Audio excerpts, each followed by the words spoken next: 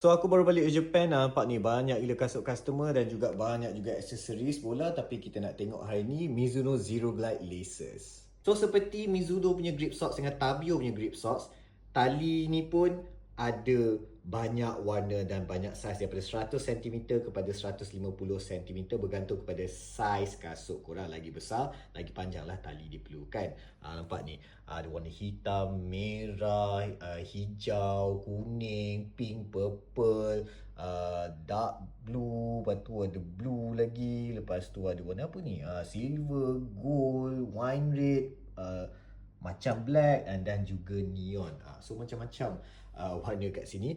So apa kegunaannya tali ni? Okay, kalau korang pernah tengok video aku sebelum ni, tali ni dia ada extra grip sikit lah. Seakan-akan macam grip sock, tapi di bahagian atas tali ni tau. Okay, di bahagian atas tali ni tau. So that bila korang ikat tali kasut korang, dia tidak mudah terbuka. Bukan tak boleh terbuka langsung, dia tidak mudah terbuka sebab dia ada grip di antara tali ni lah. And also dia kurang serap air daripada uh, kasut Mizuno yang biasa tu. Dia punya tali dia memang macam, aku tak tahulah kenapa tali dia tak best langsung tau. Tapi dia jual ni separately. Patutnya kalau boleh dihadirkanlah sekali dengan Mizuno Zero Guard ni kan. And then sebab dia banyak warna, korang boleh customize kasut korang. Maybe kasut korang putih, korang boleh pakai tali merah kan. Maybe kasut korang hitam, korang boleh pakai tali neon. Ataupun suka hatilah terpulang lah. Maybe kiri warna pink, kanan warna biru kan.